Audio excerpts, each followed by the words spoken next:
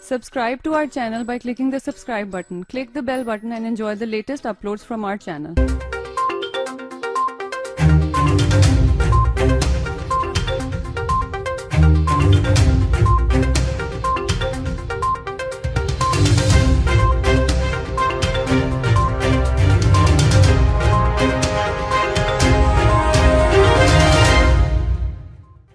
بسم الله الرحمن الرحیم. قدرمن اوریدونکو السلام علیکم.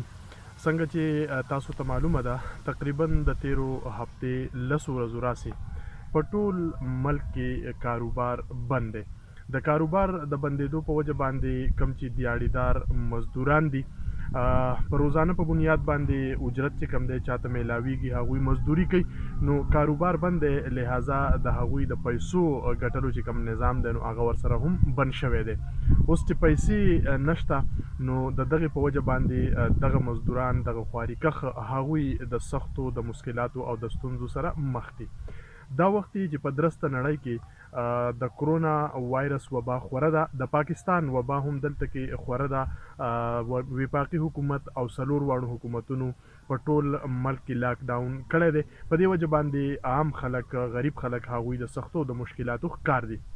په دې وخت کې سوال دا را پیدا کیږي چې د دې غریبانو د دې خواريکخو د دې مزدورانو د دوی امداد مونږ څنګه به وکړو. د ټولو نه وړاندې خو خبره دا ده چې په دې موجوده حالاتو کې او صورتحال کې چونکې کم ګډ ترانسپورټ دی، یعنی هغه ګاډي یا ټرکونه کم چې د اشیایي خوردونوش یعنی د خوراک څښاک څیزونه وړي راوړي نو هغوی ته اجازت دی. په دې وجه باندې په ملک کې د خوراک څښاک د شیزونو هیڅ قسمه کمی یا قلت چې دی هغه نشته دی. لہذا مونږ له پکار دی چې ته چا سره هم لاس امداد کوو، د چا سره هم کومک کوو، نو پکار دا ده چې هغوی لا نغدي پیسې چې کم دی هغه ورکو. نغدي پیسې ورکول په دې باندې ضروری دي چې اشیای خوردونوش یعنی اوړه، وریجې، چای، چینی هر څه په مارکیټ کې موجود دي.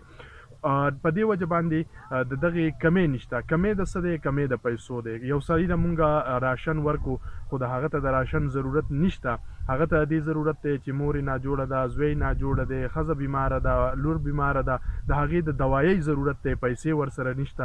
نو په دې وجه باندې پیسې دا وخت کمی دی، د شیونو کمی نشته، نو کوشش مونږ دا وکړو چې نغدې پیسې چې کومه دی هغه خلکو له ورکو.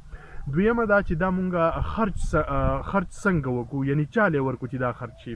نو په دې کې دا خبره د یادونې وړ ده چې په دې وخت کې تاسو چې کومه صدقه ورکوئ، انفاق فی سبیل الله کوئ، نو دا سرکار لا او فلاحي تنظیمونو لا هرگز مه ورکوئ. په خپله باندې راشئ په خپل کور کې که نغدي پیسې ورکوئ نو لفافې جوړې کوئ، په هغې کې چې کوم دی پیسې کیدئ، او همدغه رنګې که راشن ورکوئ نو په خپل کور کې چې دی نو راغونډ شئ، ښځه، بچي، مور، پلار، ورېرونه، خوریان هغه د ځان سره راغونډ کړئ او د راشن پیکټې جوړې کړئ، او همدغه ستاسو چې کوم دی نو هغه رضاکار فورس په شي راواخلئ او په خپله محله کې، په خپل کلي کې، په خپل یونین کونسل کې، په خپله کوڅه کې، او د ټولو نه اهمه چې ستاسو کومه رشته دار دي، نږدې رشته دار دي، هغوی ته یې په خپله باندې ورسوئ، هیڅ چاله یې مه ورکوئ.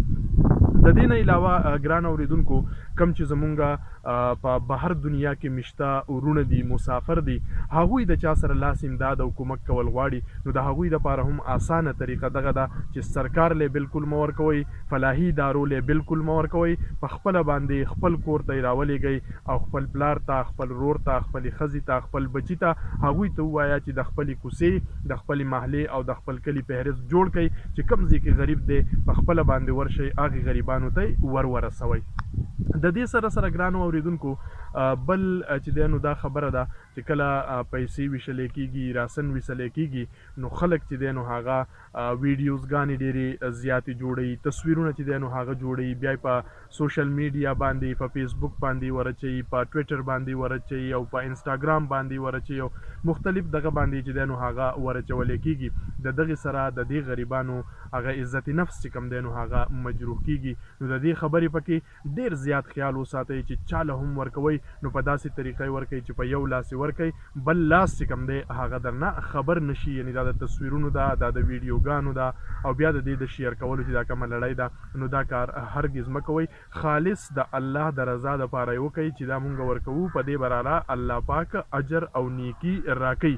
یعنی دا د سوشل میډیا دپاره نه دي، دا چاته د ښودو دپاره چې کوم دی هغه نه دي.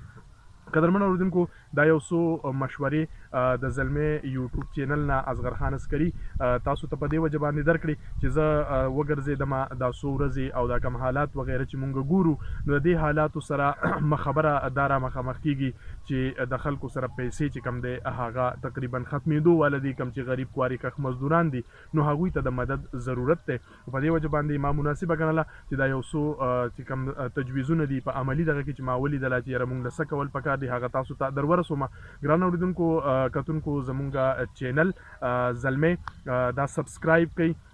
دا چې کوم دی نو ویډیو د فلاح عامه دپاره د عوام الناس د اویرنس دپاره په هغوی کې د شعور پیدا کولو دپاره ریکارډ کړل ده نو دا شیر کړئ او د فیډبیک په طور باندې خپل کمنټس چې کوم دی نو هغه هم تاسو مونږ ته راکولی شئ.